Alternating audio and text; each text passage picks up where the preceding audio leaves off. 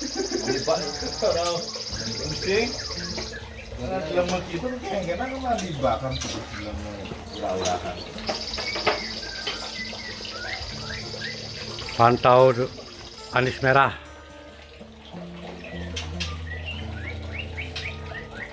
Giras.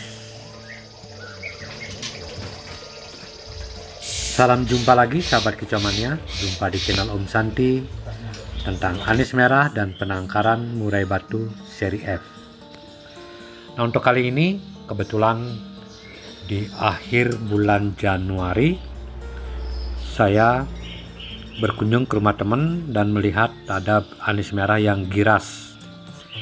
Nah, ini adalah salah satu anis merah gambling yang tidak pernah dirawat secara maksimal. Kita bisa lihat dari fisik sangkar, kotoran menumpuk, serta kaki dari burung nyisik atau istilahnya medang, dan juga tidak pernah diajarkan mandi kerambang. Nah, kali ini saya akan meriset ulang karena dari fisik saya melihat burung ini prediksi jantan. Cuma kondisi sekarang lagi mabung berat dan musim hujan.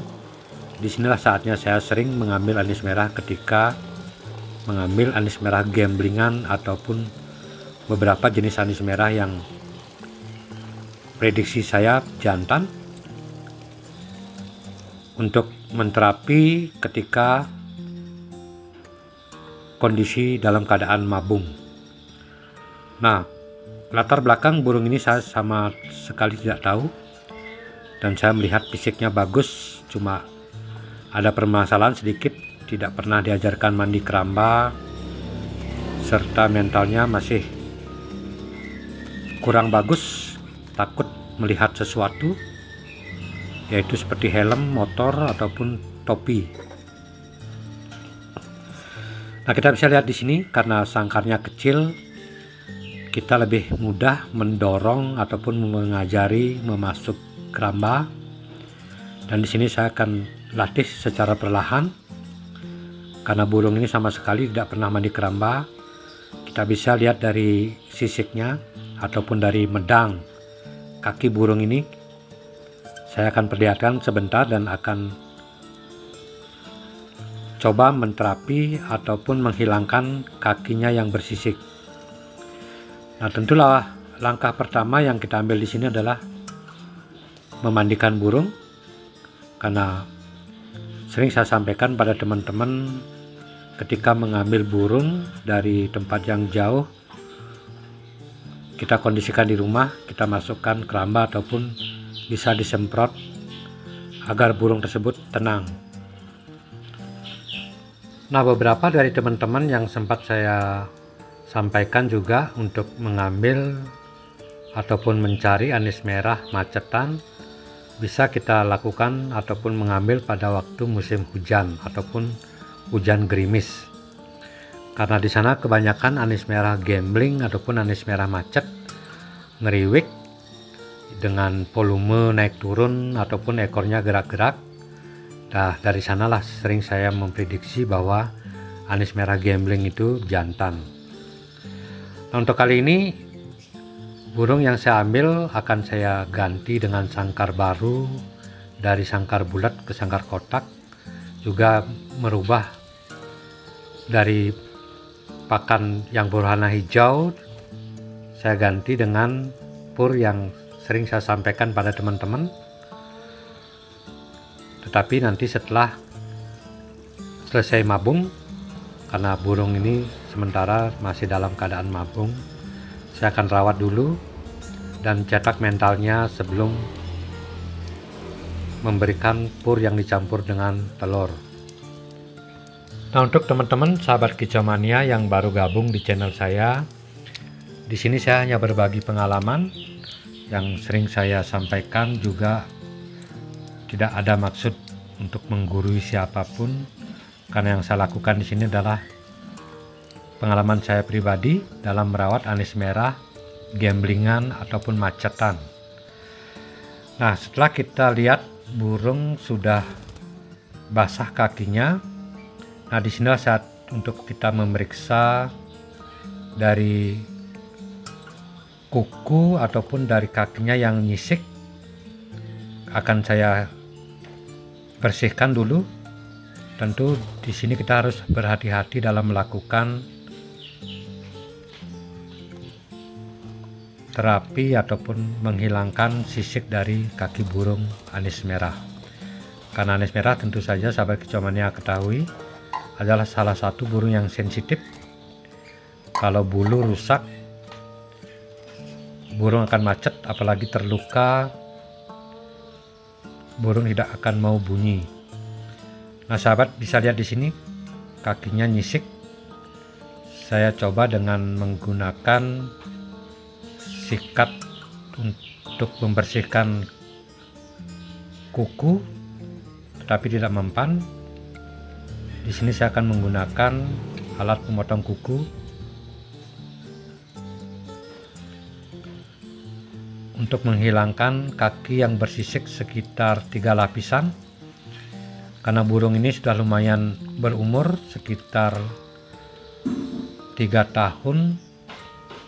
Tentu saja dalam umur 3 tahun, kalau belum pernah dimandi keramba ataupun tidak pernah diajarkan, maka kaki akan menyisik tebal seperti sahabat kicauania lihat di sini.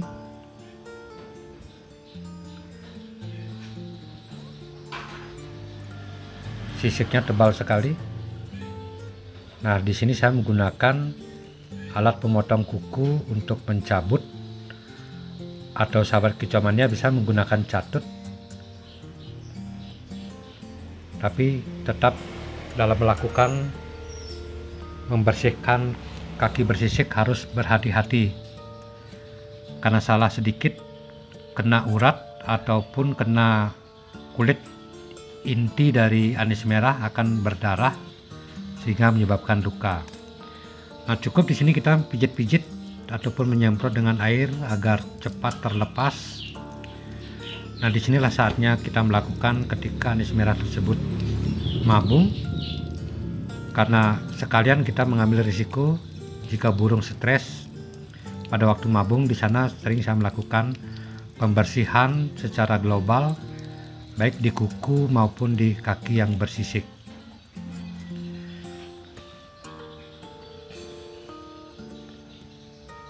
Nah, sekarang saya lakukan untuk yang sebelah kanan, karena keduanya sama, sisiknya tebal. Agak susah mencabutnya, kita harus berhati-hati karena salah sedikit bisa kena kulit utama, akan menyebabkan burung berdarah ataupun luka. Nah, setelah kita bersihkan dari sisik, kita bisa menggunakan pemotong kuku yang ada kikirnya untuk membersihkan secara pelan-pelan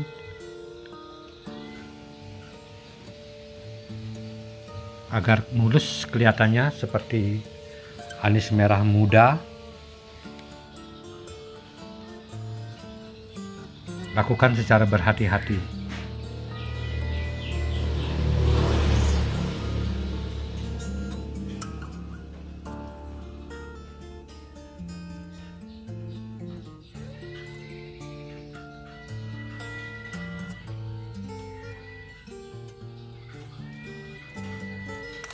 Lakukan berulang-ulang untuk membersihkan dari kaki medang. Kita bisa menggunakan air kemudian dikikir lagi sampai benar-benar semua medangnya terlepas dari kulit inti. Nah, usahakan dalam melakukan menghilangkan kaki medang, kita harus perbanyak air, ataupun kalau bisa sahabat kicauania bisa merendam atau membiarkan burung dalam keramba lama untuk direndam kakinya, akan lebih mudah untuk melepaskan medang yang ada pada kaki si anis merah.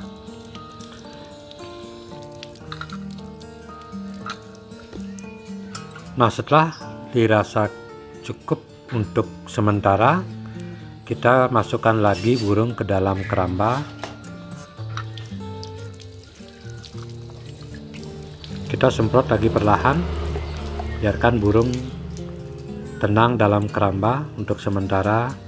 Setelah itu baru kita pindah ke sangkar yang baru. Nah, ini sering saya lakukan untuk anis merah yang giras dari sangkar bulat ke sangkar kotak, yaitu tujuannya untuk mencegah bulu rusak, karena tentu saja sangkar bulat kecil, karena anis merah sangat sensitif sekali pada bulu, yang juga penyebab salah satu anis merah tersebut macet.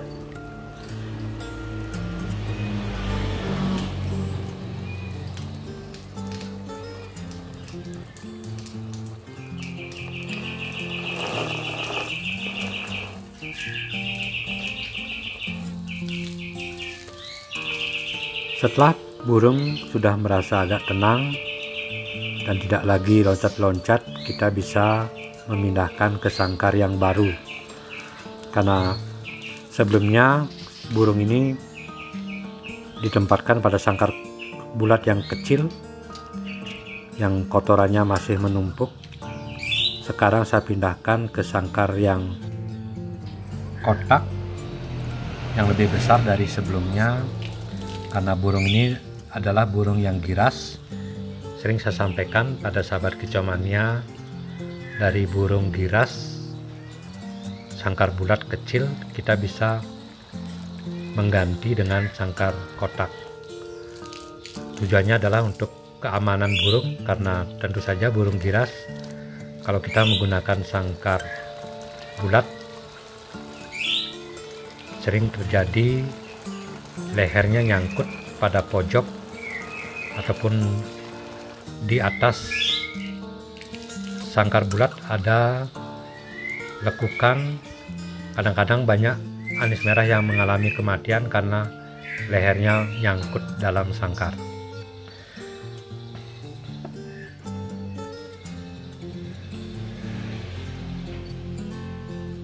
Nah, untuk mengajarkan keluar masuk keramba adalah hal yang tersulit juga, karena ada beberapa jenis anis merah yang memang tidak pernah sama sekali dan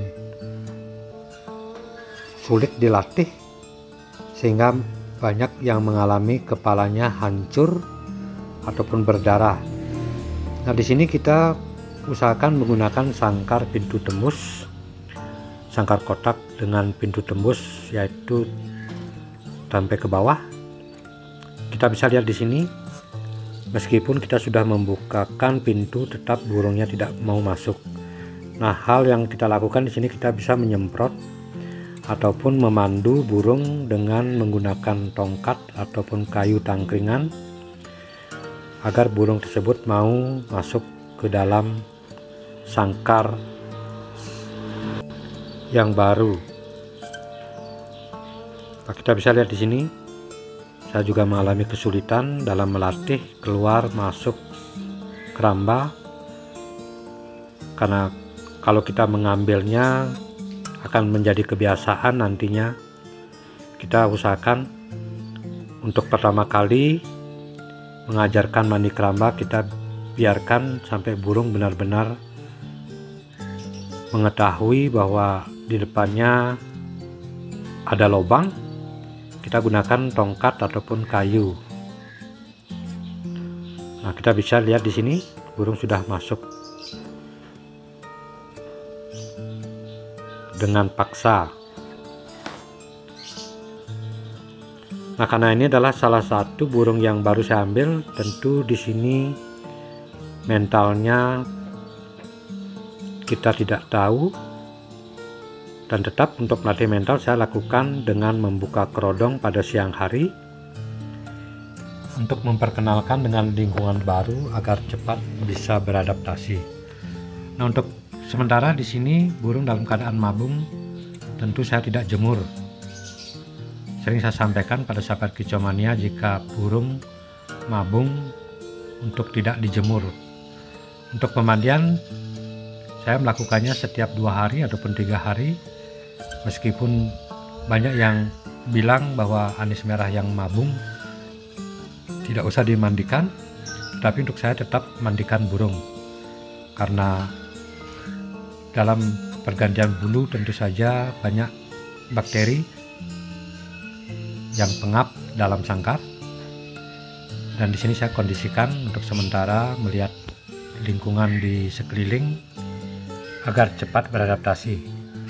Nah, setelah 2 atau 3 hari disinilah saya melakukan pengkerodongan, dan kita bisa lihat dari bulunya sudah berjatuhan karena burung ini sudah akan selesai mabung. Kemudian nanti akan saya rawat setelah bulunya rapi. Untuk terapi anis merah yang giras memang membutuhkan waktu yang cukup panjang karena ada beberapa jenis anis merah yang agak susah dibentuk karakternya ataupun mentalnya. Di sini saya sarankan ataupun sering saya lakukan yaitu menempatkan burung selalu di bawah. Tetapi tetap sahabat kicau mania hati-hati dengan kehadiran kucing. Nah, kita bisa melakukan selama seminggu, menaruh lebih rendah dari biasanya karena anis merah yang giras sangat susah dibentuk untuk menjadi jinak. Tetapi kita bisa melakukan terapi dengan sesering mungkin menaruh di bawah ataupun lebih rendah dari biasanya untuk mencetak mental anis merah tersebut terbiasa dengan lingkungan yang baru. Nah, ini yang sering saya lakukan pada anis merah yang giras ataupun yang baru saya dapatkan dalam kondisi macet, untuk menaruh burung selalu lebih rendah, memperkenalkan dengan lingkungan baru, kemudian menempatkan di depan rumah di pojok. Kita bisa lihat di sini burung masih dalam keadaan giras, dan untuk terapi mengetahui jantan atau betina kita bisa memprediksi dari terapi dengan air hujan. Nah, untuk sementara burung sudah ada tanda-tanda ngeriwik, walaupun masih agak samar-samar. Sedikit tidaknya sudah harapan dalam memilih anis merah gambling ataupun terapi anis merah gambling jantan. Nah, di sini sering sekali saya menyampaikan pada teman-teman yang mungkin saat ini menonton video saya bisa memberikan masukan untuk terapi anis merah dengan terapi air hujan dan pur telur. Nah, ini di hari yang keempat saya menempatkan di depan rumah dekat atap dengan gemercik air hujan. Kita sudah bisa melihat ekornya gerak-gerak. Nah, disinilah suatu kebanggaan ataupun sesuatu yang diharapkan dalam memprediksi anis merah gambling. Nah, sahabat kicau mania, untuk kelanjutannya nanti saya akan sampaikan pada video yang akan datang. Semoga burung ini mau ngeplong ataupun teler, karena dalam memilih anis merah gambling adalah istilah untung-untungan dengan harga yang murah. Tentu saja kita harus bisa bermain dalam merawat anis merah. Sampai jumpa sahabat kicau mania, karena burung masih dalam keadaan mabung dan untuk sementara masih pelangap-pelungu melihat situasi yang baru, beradaptasi dengan lingkungan. Terima kasih sahabat kicau mania. Salam Aniser Teler Nusantara.